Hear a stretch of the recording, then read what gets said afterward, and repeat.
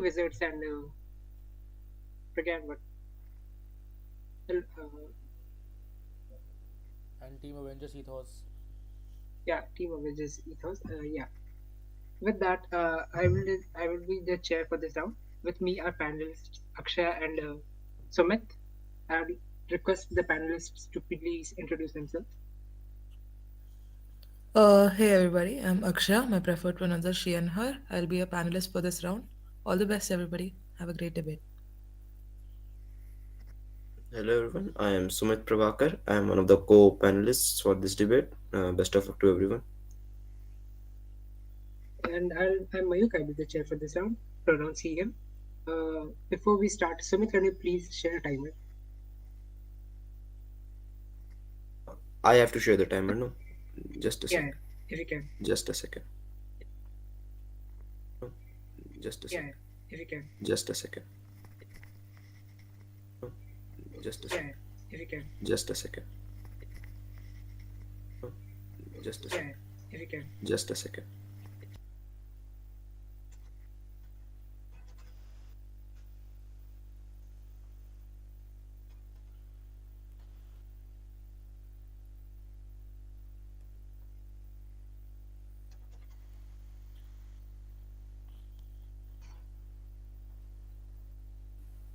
Yeah, I've Okay, shared. yeah, cool. With that, PM whenever you're ready. Yeah.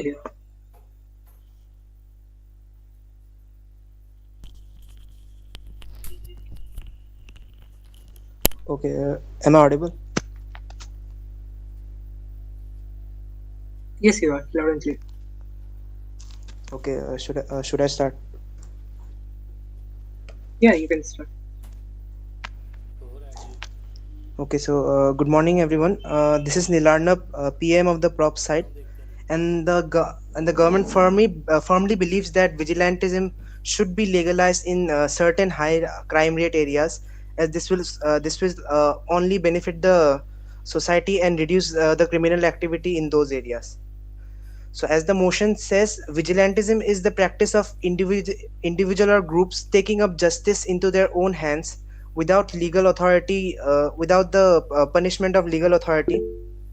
So, this means that certain individuals or groups, whenever necessary, can take up the law in their own hands under certain restrictions and punish or take in account the criminals in their hands. So, as we see in a crime-ridden country such as ours, many a times law enforcers take huge amounts of time to take actions whenever possible. So we continually hear that the criminals get away due to the police being slow or being spotted at later times. So this would be removed if we implement vigilantism in those certain high crime rate areas. So, as I said, criminals tend to get away due to late enforcement due to law authorities. So, to prevent this, the government proposes the following model of implementing vigilantism. The first is the in areas with very high crime rates, the citizens will have certain rights to take some actions against any unjust or criminal activity if spotted. So, what this means that in high crime ridden areas, certain rights are there for the citizens uh, to take law in their own hands and punish the criminals. The laws, the rights are the rights depend on the rate of crime level in that area. If that is high, if for example, if the crime rate is high, the citizens will have more rights to take against the criminals, and if crime rates are low, they have minimal rights to practice. Also, as I said, these actions would contain basic and necessary actions to contain the criminal activity and does not contain extreme measures which are prohibited by the law, so that this in turn helps the law enforcement authorities catch the criminals and reduce the criminal activity in those certain areas. So, the proposed model by the Gov has many upsides, which would eventually lead to a better and crime-free society in those areas. As I mentioned, the criminal activity controlled without delay, as this model gives the rights to give certain rights to the citizens to take law in their own hand. And so the law enforcement, they won't have to wait for the law enforcement authorities to take action. Also, this will create a sense of fear amongst the wrongdoers, as they would now get they will now get prosecuted for their crimes by the public. And so they won't get any chance to get away, as they did as they are right now, because the law enforcement authorities at most times create a delay in catching or prohibiting them. Also, as I said, the level of actions would be allowed for citizens to take against the crime would depend on the extent of the criminal activity in those areas. For example, in high crime ridden areas, the citizens would have higher rights, would have more rights and more rights to take against the criminals. For example, they could take higher degree actions against them, uh, so as to reduce the criminal activity by themselves only. And also in low crime areas, we can either remove vigilantism or give minimal rights to them. Vigilantism not only creates safety, it also creates a sense of unity amongst the publics, as as uh, as justice and unity would now foster amongst the people, as they would have more rights to take against the criminal in their society, and they would now get a better chance to create a better society for themselves. Vigilantism also would prevent many crimes, as there would be a fear of public justice amongst the criminals, as which did not exist before. Also, age-old crimes like dowry and domestic violence would now be removed, as the victims would be feeling more powerful than before against these. For example, in many backward regions today as well, the practices of dowry and domestic violence at homes still prevails. This would be removed, as the victim would now feel more powerful, as they would have the sense of protection from the public also, which would give them more power to stand up against the wrongdoers and also report the crimes to the law enforcement authorities. Also, in any emergency situations, such as civil unrest or any riots, these situations would be handled better if the victims have certain rights to protect themselves. For example, if a certain minority group is being oppressed, or is being killed or harmed in riots, they would feel more powerful, as the law now the law itself gives them the power to protect themselves, and also take certain actions against the wrongdoers, which did not exist before. And so riots would be handled better in our model. Certain actions As I against the said, wrongdoers. Vigilantism gives the right to individuals and groups to take law in their hands, under certain restrictions in our model. So I believe that vigilantism would finally benefit the society and remove criminal activity in these high crime rate areas. So I would like to conclude my speech. Thank you. I thank the PM for this fine speech. Now calling upon the LO to deliver the speech. Also, please state your POA preferences before you begin the speech. Hi, just a quick clarification if I'm audible. Yes, you are begin the speech. Perfect. I just had a question regarding the recordings. Will we be able to access these recordings like later after the debate is over? Yeah, you will be. Yes, you will. On YouTube. Again, is that right? Debating Society IIT Guwahati's YouTube channel. We'll share the link. Oh, perfect. Thank you. Cool. Hi everyone, this is Anushka. I'll be going as the LO. No preferred gender pronouns. Oh, please don't start the timer. I'll give a self count. The timer could be reset. Thank you. Cool. No preferred gender pronouns. POIs via raise of hands. I'll try to actively ask for one, but in case I don't, please don't vocalize your POIs. That being said, I will start in just as 3, 2, 1. I will not waste my time rebutting Gov because they are not only irrelevant, but they are also completely oblivious to how the world works or what high crime areas look like in the first place. Panel, please note, India at no point of time is a high crime region and wasn't a high crime region for a very long time, which means the context of India is completely out of this debate. But then, secondly, their entire case is based on individuals taking certain sort of basic actions to curb crimes in this region. However, they do not give any sort of explanation as to how or what these basic actions look like in the first place, which means that to a very basic level, I feel like even they are aware of the fact that their impacts do not stand. I think this is very relevant from the fact that they didn't want to engage with our POIs either. That being said, there are three major points of framework that we want to propose from side opposition. Firstly, what do these high crime regions look like? Understand, high crime regions are often regions which are like regions that just came out of conflict, which means post conflict regions. Secondly, these are also regions with extreme political instability, which means there is the existence of like levels of systematic corruption, not only at basic but also higher levels. But then thirdly, understand that high crimes are causes of certain very systematic issues in society, issues like poverty, issues like unemployment. These are the things that leads to high crime regions happening. High crime regions are also regions where there is an extreme of gang violence, mob violence. There is like probably millions of drug cartels. Mexico will probably be more accurate a high crime region than India at any points of time. That being said, secondly, understand what vigilantism in itself look like. The most basic thing about vigilantism is anonymity, which means that you as an individual or a crime enforcer do not know who the vigilante is.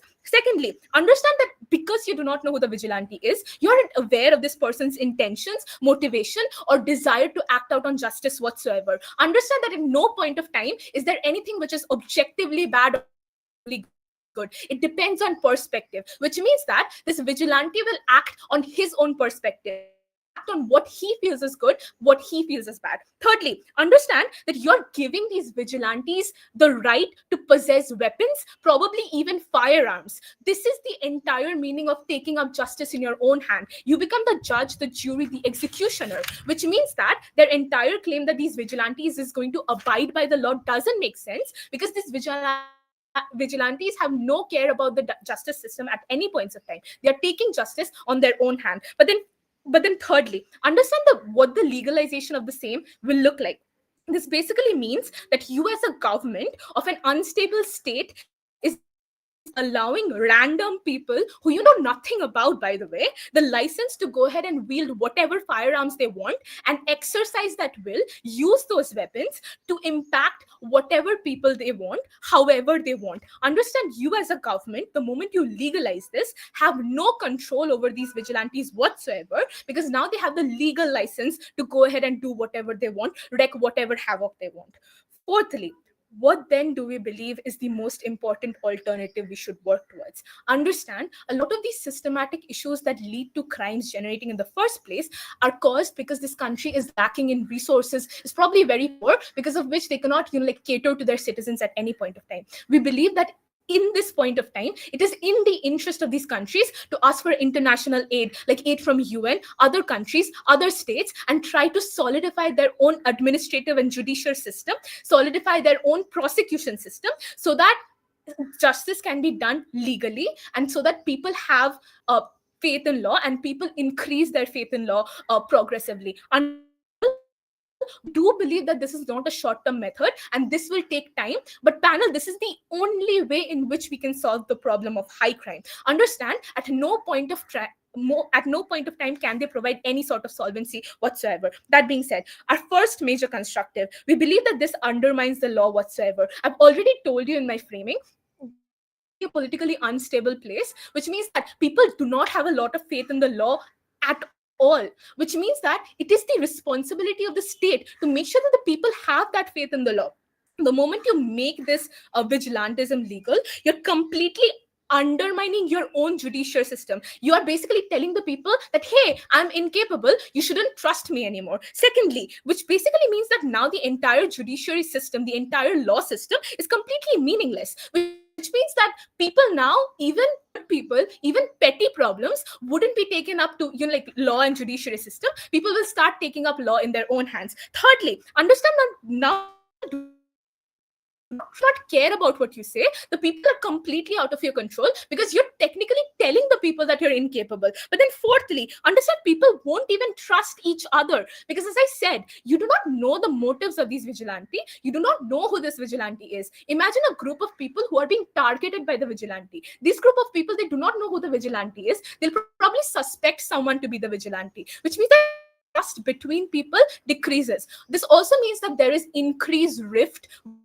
the entire society, which is very, very problematic. This means that rift between, I don't know, people of different working classes, people of different genders, people of different religions, different castes, etc. This is problematic. You're dividing the people of your nation. Thirdly, understand that the moment, just because of the fact that you do not know this who this vigilante is and you're legalizing vigilantism, there will be several vigilante groups, and there will be several groups which are simply duplicates and who will basically use this method as a easy method to go ahead and perpetrate crime in the first place, because this is probably the legal way in which you can, I don't know, do crime. Before I move on, POI 3, 2, 1, seeing none. Second point of argumentation. Understand that you're leading to an immense amount of fear within the people of the state. What do I mean by that? Understand, in high crime regions, people are already scared, which means mothers probably don't want their kids going to school alone. Everyone is very skeptical. They're probably always walking on eggshells because they do not trust their neighbors, because they do not trust the authority. They're already scared. The moment you make doing crime by random people legal, you're furthering this fear among people. This is principally wrong, because as a government, it is your responsibility to make sure that the people of your nation is having a good quality of life. They're having like a stable life. Secondly, understand that now they do not know who the next target is, and increased fear make people more violent, which means that just because they are scared, they're more prone to do more violent acts so that they can protect themselves, as opposed to, I don't know, being comforted by this vigilante existing. Third point of argumentation then. Panel, note that this leads to extreme government backlash. You're basically allowing a person or a group of people to go ahead and do organized crime legally, which means that now the people are going to backlash against you. This is something that you probably do not want at any points of time, because you're probably in a, I don't know, controversial position in the first place. This means that this backlash is probably going to be exercised to you from other nations and other states as well. More analysis on this from my second speaker. Thank you. Very proud to oppose. I thank the elder for the fine speech, now calling upon the DPM to continue the case. Yeah.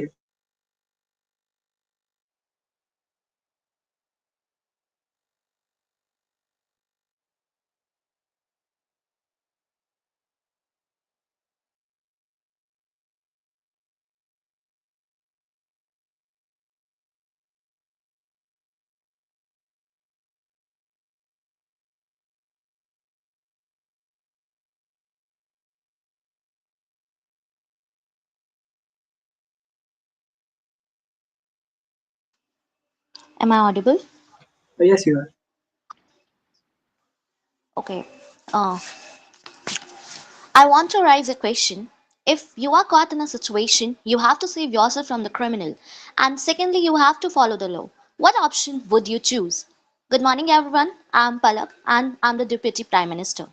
Coming back to that question, of course, anyone in that situation would move ahead with first option, but this would cost him or her as a criminal in the law of, in the eyes of the laws. Should it be occur in this democratic country? Vigilantism refers to that practice or the group which is taking practice into their hands without legal authority.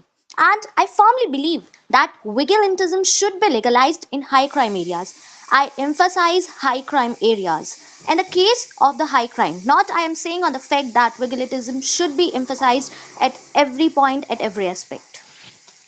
When I believe that it is a challenges, I surely believe that vigilantism is an illegal behavior and an undesirable phenomena that could pose challenges to the public management and have substantial consequences too. Therefore, our government is providing a model that vigilance should be legalized in high level crimes only, not 100% for all aspects.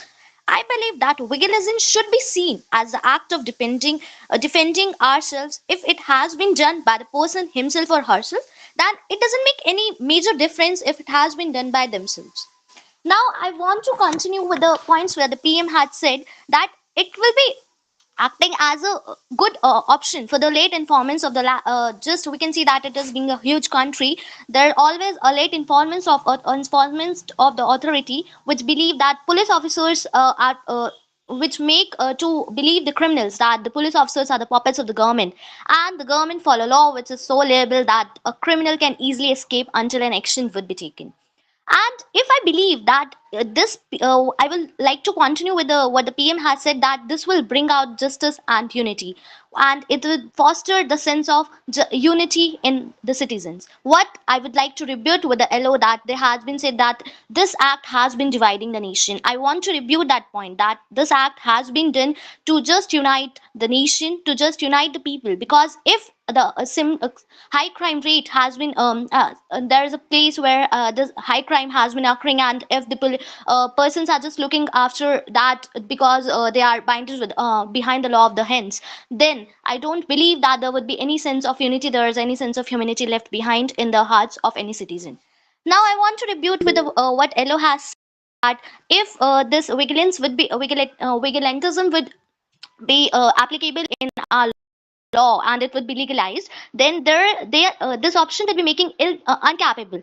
Now I want to just convey that fact that if the parents are giving us the opportunity of becoming self-dependent, and if the parents are giving us the act of becoming self-dependent on our responsibilities, and they are telling us that we can fight for our decisions, we can fight for our rights, then does it implies that they are just considering themselves as incapable to save us? They are just making themselves as incapable to just whatever they want? I don't believe so.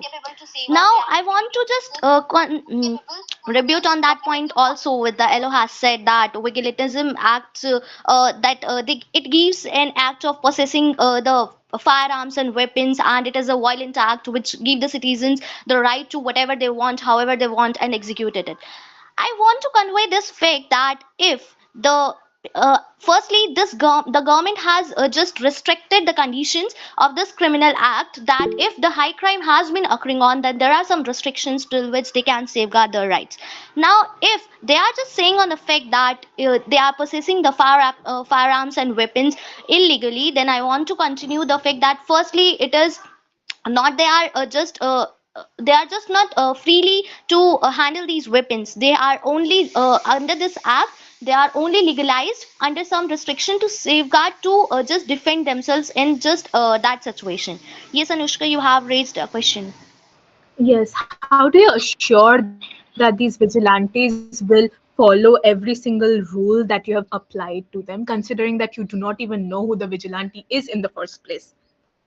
How you can even know that every citizen will follow the act which you hadn't been given us? It is obvious that in this whole nation and this this huge society, everyone is not going to follow whatever we said and whatever we used has been applied in the law. It is also that law is made for breaking, like what the citizens has been in the perspective that every law has been made to break, what I believe, and it has been occurring, that's why they are seen to be punished for that act. So I'm not saying for the 100% accuracy rate, but yes, it is sure for 90 and 99% people, if this will follow, this will create a great impact on the society. Now I want to ask, just rebut on that point, that if there we are just looking, there is an this is not only an option, vigilantism is there can be many options, alter options too, then I just rely on this fact that yes, it's obvious that there is not only an option, but yeah, this could be a better option. If we are considering on any question or any problematic situation, there are many options to just tackle that particular situation. So if we this vigilantism is not only an option, that is obvious, quite obvious, that every problem, every tickling situation can be handled, every situation can be tackled in many a lot of ways, but we have to rely on the best option which could be aparted there. Now I would like to just continue. Hello, I'm audible? Hello. Yes, Yes, yeah, you are. continue. Yeah, you are. Yeah, you're Now, just I want to just continue on the fact also which the PM has said that victims will be will feel a more environmental friendly, like they will be more powerful at that by implementing implying this act, because if we are considering that those dowry and domestic violence act, then they will can be seen even in the low society, like low backward areas, or even in the high class societies also. That is totally, I believe, rather than society, it is totally depending on the mental situation or the mental perspective in which the child has been brought down. So, if this act has been legalized, so they will feel more powerful, and I believe that this will definitely create a sense of powerfulness among the victims. Now, I would like to rest my words. Thank you.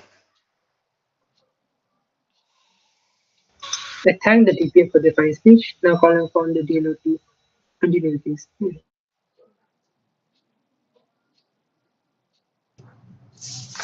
Okay, just to make sure, am I audible? Yes, you are. Yes, greetings to everybody. My name is Mahi and I'll be going as DLO. And preferred pronouns she, her. You can start my time on a countdown of 3, 2, 1. So, there are going to be three parts, three components to my speech. First of all, I would like to give a number of rebuttals on the speech of PM and DPM. Second, I'll be rebuilding on PM speech. And third, I'll provide a fresh argument for our side of the house. So I would like to begin with what PM uh, claimed to be the case and what the model they proposed was, and why it's to a huge extent completely irrelevant to this case and also does not make sense in many ways. So, first of all, they posed an issue, which is that law enforcement takes time to come up with solutions, and how many a times it has seen to be the case that police takes a lot of time, hence criminals cannot be caught.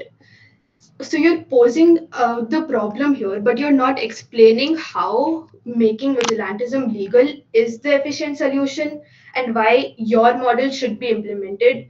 Just pointing out a solution and claiming that somehow vigilantism is going to solve it does not make any sense. Now, what they said is that if a person spots a criminal act taking place, person here being the vigilante, they have a right to take action. And I think what they don't understand here, that this right to take action here entails the loss of innocent lives. What you are claiming here is that a vigilante, who again, I would like to repeat, is an anonymous entity inherently, is allowed to take action against whoever they think is committing a crime. Now, it could be the case that this vigilante is a white supremacist who thinks that if there's a problem, a black person is responsible for it, and they can just go out and shoot whoever they want. This is what you're standing for. This is what Gov is standing for. Now, they can take basic and necessary actions in Gov's words and prove that you can inherently root out any cases in which such cases of injustice are taking place. Just throwing out terms such as this does not make sense. And time seemed to be a major concern for them. They are supposing that vigilantism is a short-term efficient solution that solves these problems, and you're don't if you don't wait to take action, you're just giving giving an individual authority to commit whatever acts they want.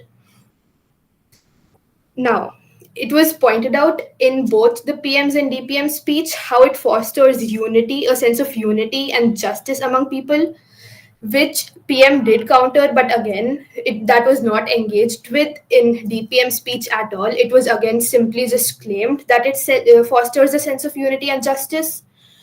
And again, I would like to repeat that since the vigilante is an anonymous entity, you don't know who the person who is going to quote punish you for your quote crimes if you've committed one that they believe you've committed.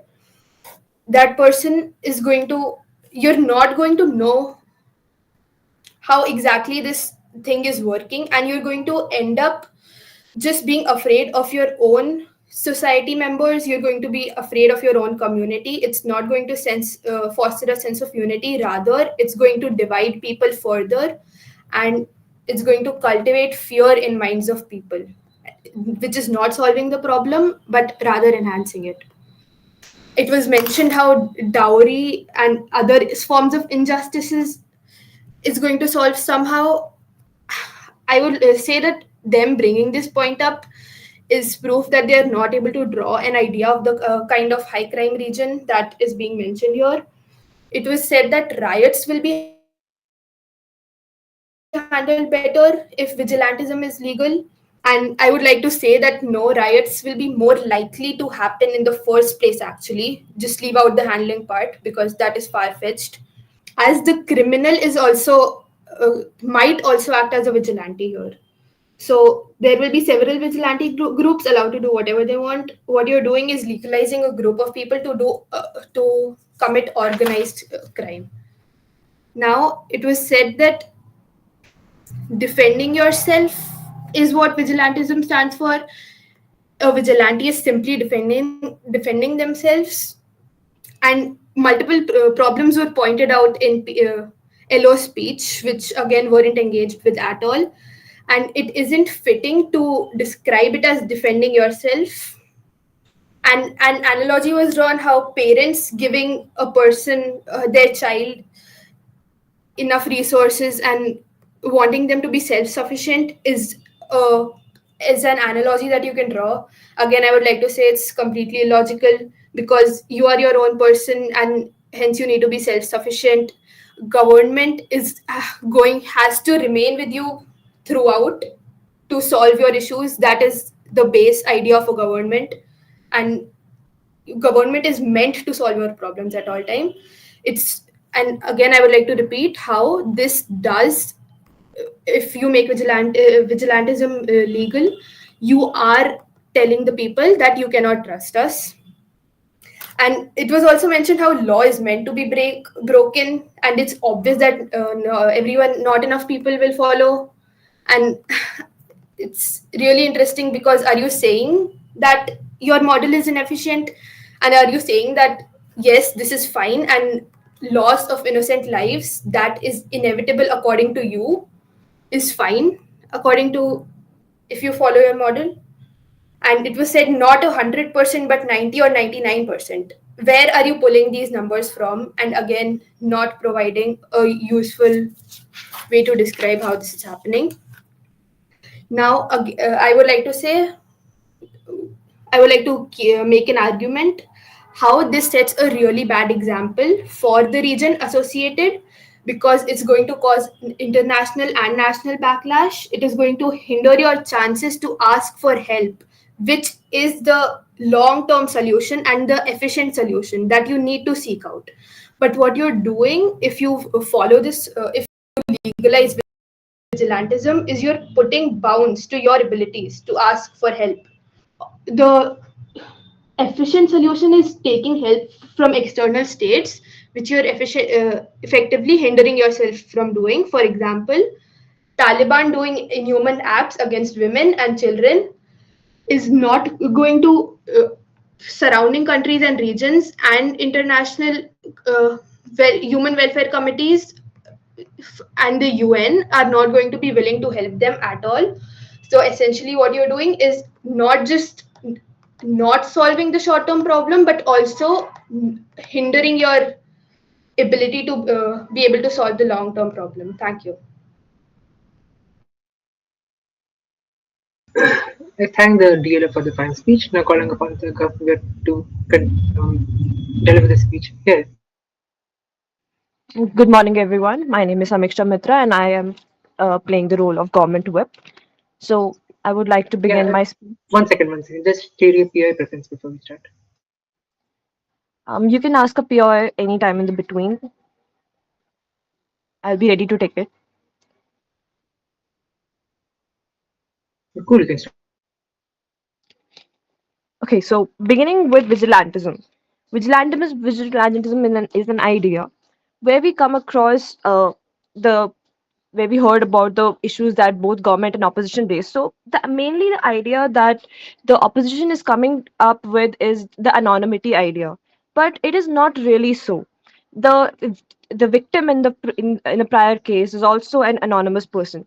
And coming to the point where they are trying to point it out that in high crime areas, this thing is when being legalized will not make that impact, will make lives of people who are like who are not in that context of crime, who are basically not really who are not responsible to make a crime. They may be punished. So this is an idea which I really oppose, because this is not the case in the previous one, because a victim who has already been into that situation and was already uh, into a critical situation, and it's such a high crime area. We have seen that in various cases, that in high crime areas the cases are left undealt, and in such a case, there are the law and order may not be guaranteed by the government at that point of time, and a certain measures have to be taken by the citizens of that particular area or the particular country to I would not say they hold the laws in their hands, but to act in a wiser manner. What I mean by that is to take certain actions that would make the situation under control. Because in high crime areas we have seen that government is has to act in a certain way by that is abided by the constitution, that is abided by the laws and the instructions written in the constitution. But in those areas it is not possible for government to act like 24/7 and to be able to make sure that the security and assurance of the rights of the citizens are ensured. So legalizing vigilantism in especially in high crime areas is a must, because we have seen various cases where files are in where justice is not able not governed, where citizens are facing these issues. And also coming to the short term of efficient solution, it is not so, because in the long term also we could see its impact. And also we can make sure that that the situation is under control and the government and the legal processes can be followed thereon, because we have seen various encounters as well where police and the people in power have taken great responsibility, where in an encounter we have seen that when there's a critical situation, in maybe the criminal is trying to run away, or the government and the police has to take a legal action at that point itself. So if vigilantism is not something we should promote, then why encounters we are following? So that is a question that we should think and put that point over here as well. Also coming to the rebuttal the of what my LO has said about the division of the country, it is not so. It is trying to unite the country in a certain way, that it is giving the victims some empowerment, that he has a right to speak or up for himself, and he has a right to fight for his cause. And as a united person, he is empowered by this act, because victim in the first place has no issue, or has nothing that he has done on his own part. He was an innocent fellow, but being a part of this high crime society that he has been, uh, it is that we should not promote an innocent person to be able to hold up on these things. Also coming to the point of creating the bias based on rights and religious communities, it is not so. Coming together and staying united as a country like India promotes unity. And the promoting unity is never wrong, because it is for the empowerment of society. If we are not united, then a society would not stand on its own. And also ensuring that the government, as my fellow opposition said, that the government is responsible to provide you with your solutions. It can be held accountable, but it is not the legal duty. It is not that we have to impose everything on the government, that government has to do this and government has to do that. Sometimes the situations are not under control, and government is trying their best to make sure that the situations fall in fall into place, But if we follow this under certain legal actions, like under constitution, if we have some certain legislation, if we have made certain laws so that the procedure can be taken in an efficient way and the crimes can be reduced. Also, taking up the national and the lateral backlash that was pointed out by my previous DLO.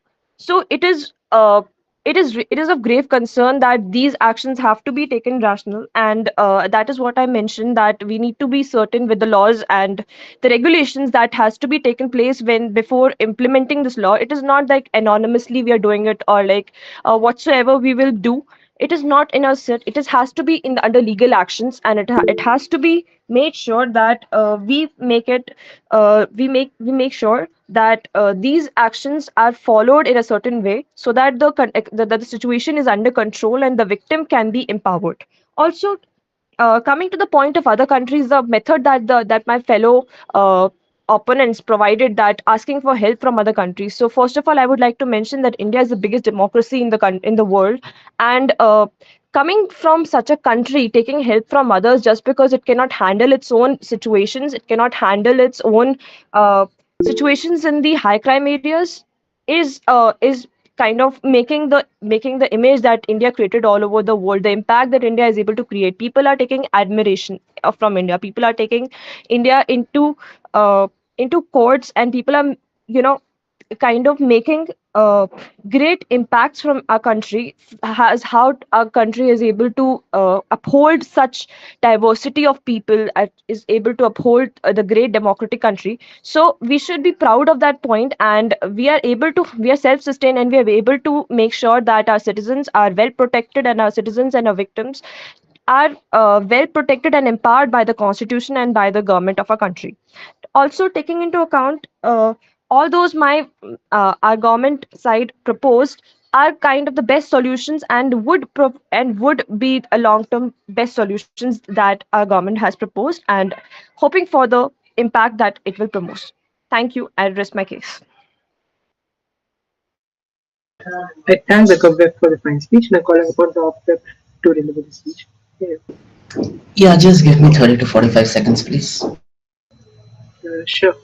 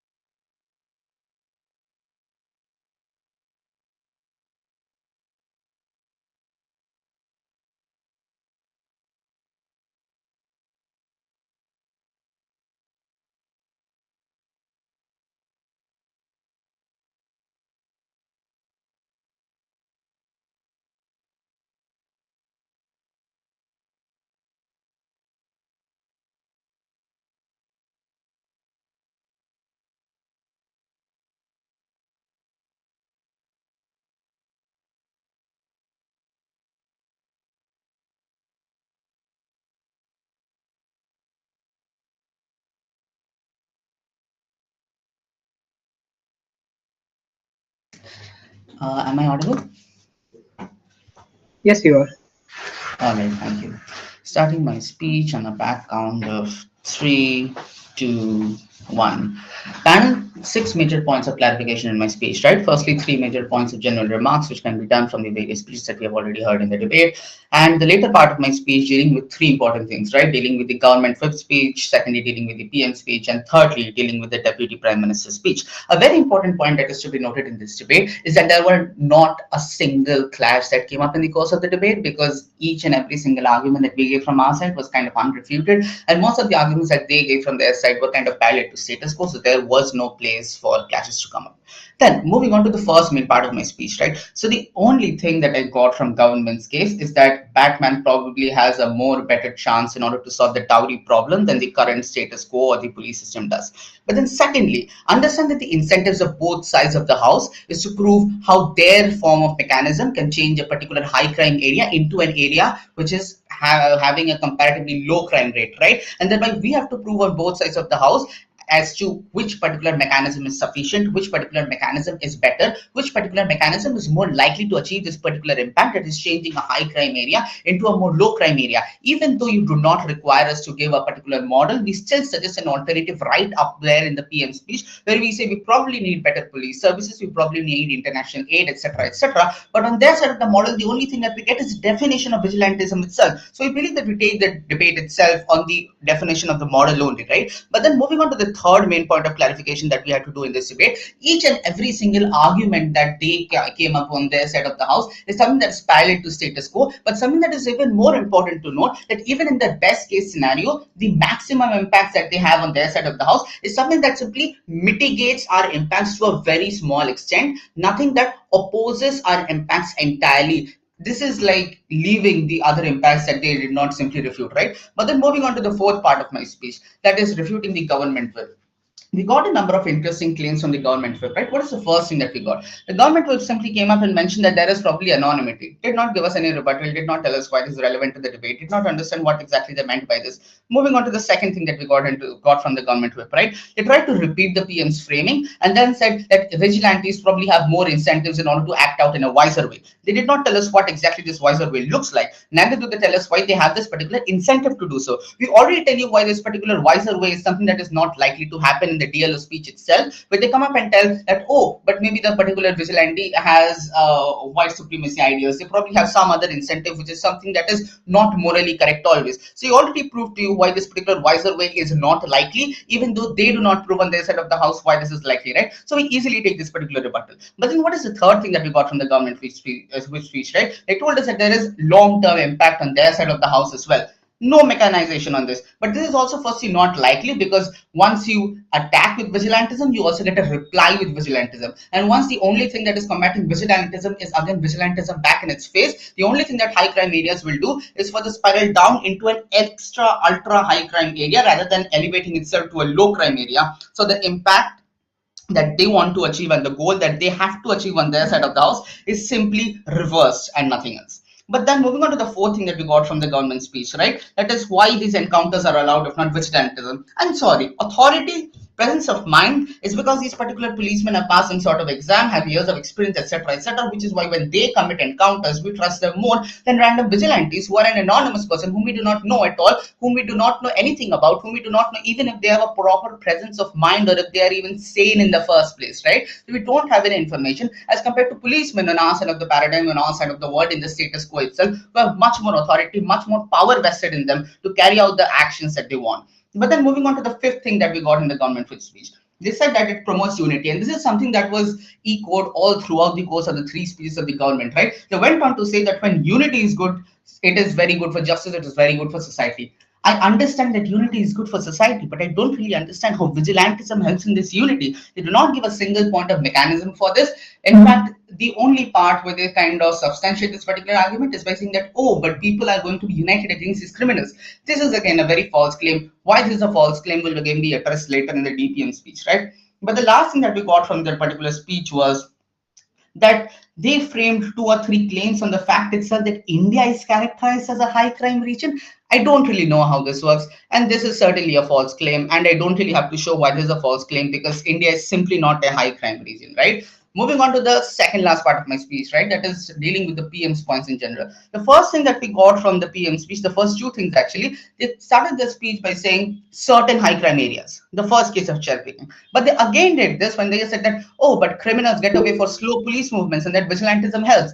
Understand the fact that this is simply not true because of 2 main reasons. Firstly, criminals getting away for slow police movements are just one of the many different cases that criminals get away. You can't just cherry pick and pinpoint to just one particular case and be like, this is the only reason that criminals get away, right? And vigilantism can help with it. But then secondly, how does vigilantism help in this particular case, even if people are getting away for slow police movements? I'm sorry, I'm pretty sure as a policeman, I won't really appreciate if a particular criminal is running away from me and this particular public just comes and shoots him in the brain and goes away, right? That is simply something that is not viable. But moving on to the second thing that we got apart from this cherry picking, right? For the model, the only thing that they gave was again the definition, and something that I've already said, if we compare the models of both sides of the house, we easily take that weight.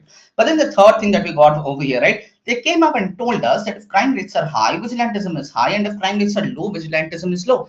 consider the fact that the motion itself only concerns about high crime areas. I don't really see why low crime areas are in the ambit or the relevance of the debate at all.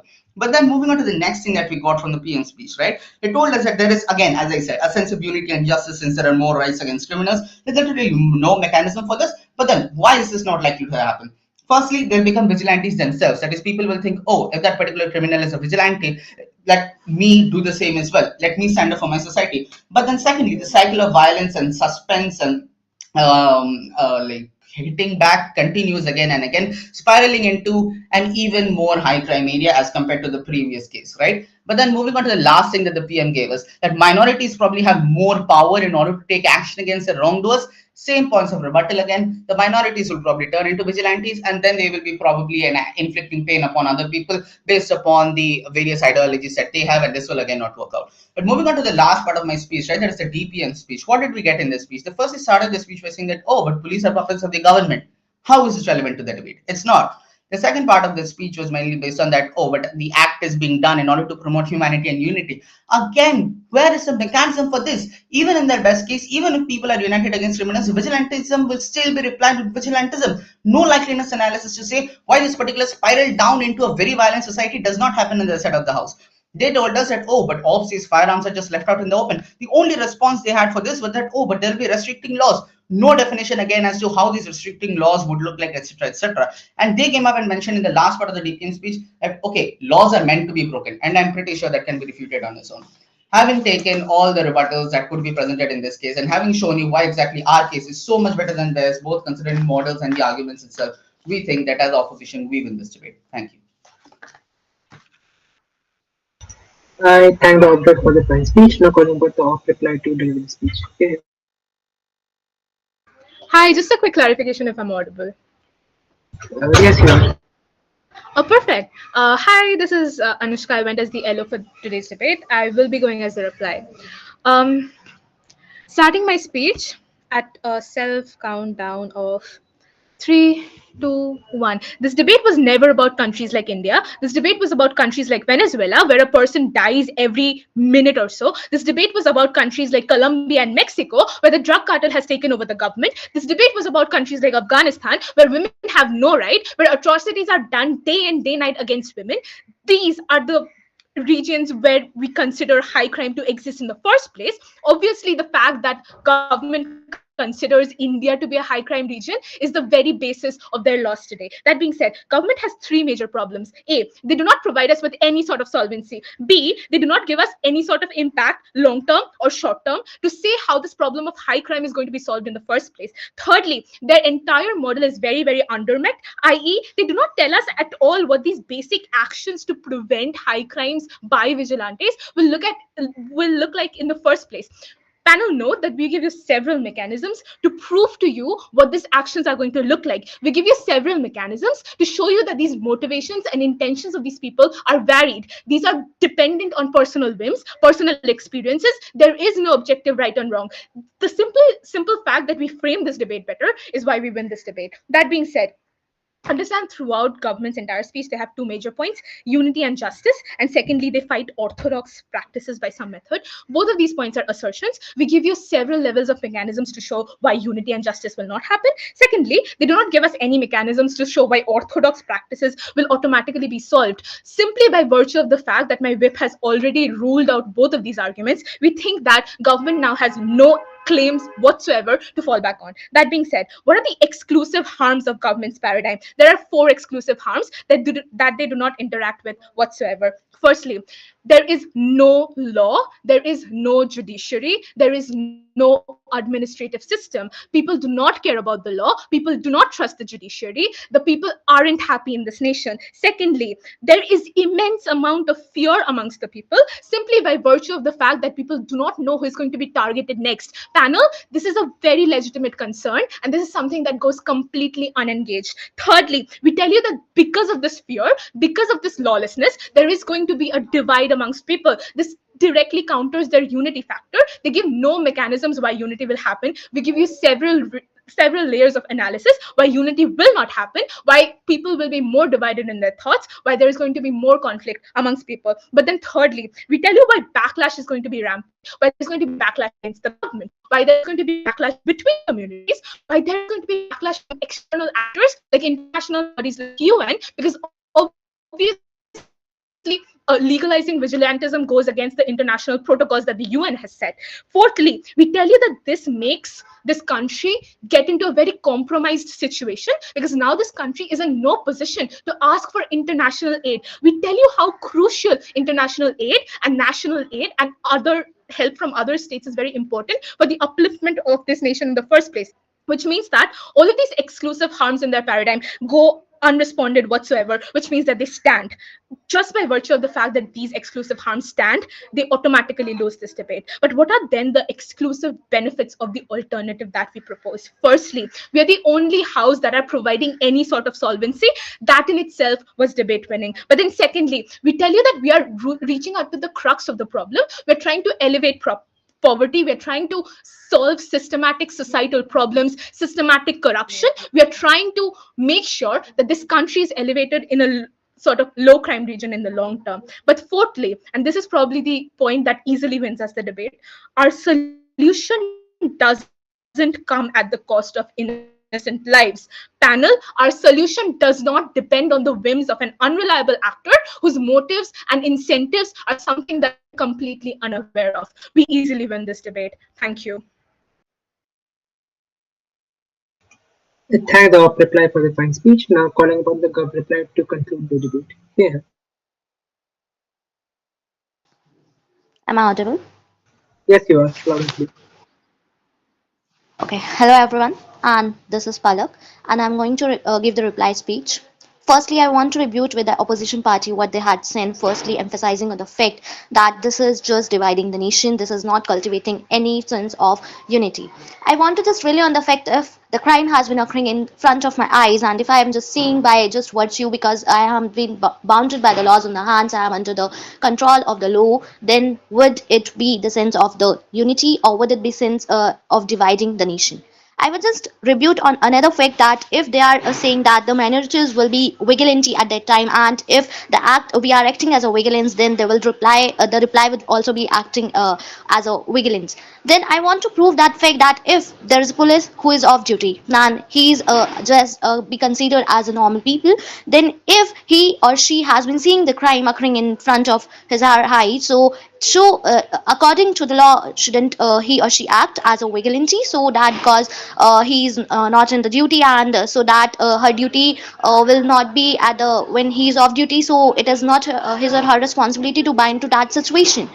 Now coming to the fact that they said that they are approaching the government is not approaching the problem by just proposing the model. I want to emphasize on the fact that I want to just what I had analyzed that the opposition has trying to make us believe that we should be silent until the government enforces an action, and we should be taken lesson to learn that we should help.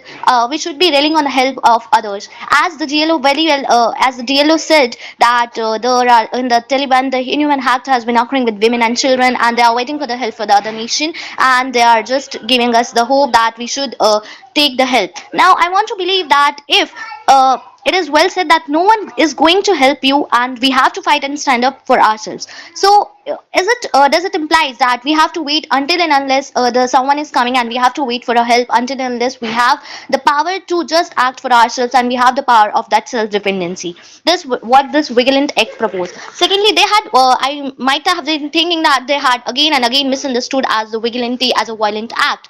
Vigilantism is not a violent act, it is just giving and empowering yourself and taking the action, because government is not 24/7 available as said by the web, and ensure it only can ensure of the rights to give into the certain just distributing the rights among the people.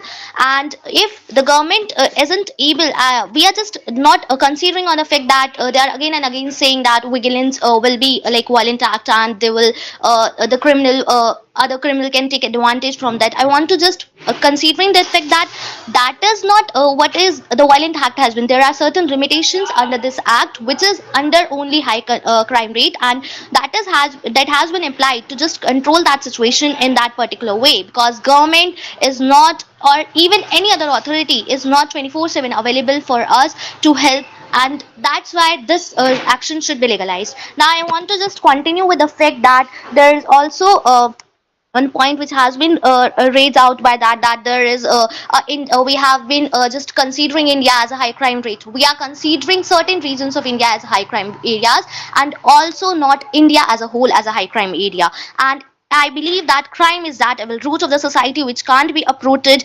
completely. It wasn't, it is, and it will not be. So I don't think that there is any point of saying that India is not so that a high crime area region and whatever the opposition has said.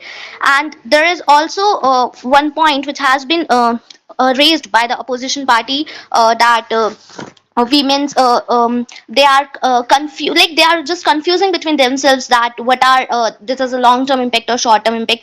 I want to just consider that fact, if the government has been dividing the powers among the citizen, and they are giving the rights to them to just act in just selflessly and fearlessly, if they have been they have been caught under a critical situation, then won't it would be the make the trust worthy on the government, or will it be impacting the backlashing a government which has been saying again and again that it will backlash the government? I don't think so, and I believe that our model is very well proposed and very well applicable in the long term too. Thank you. I thank the reply for the fine speech. With that, we have reached the conclusion of this debate. As this is silent round, there won't be any verdicts always. We'll release the verdict in the DebSoc room shortly. Thank you so much for this debate. Thank you.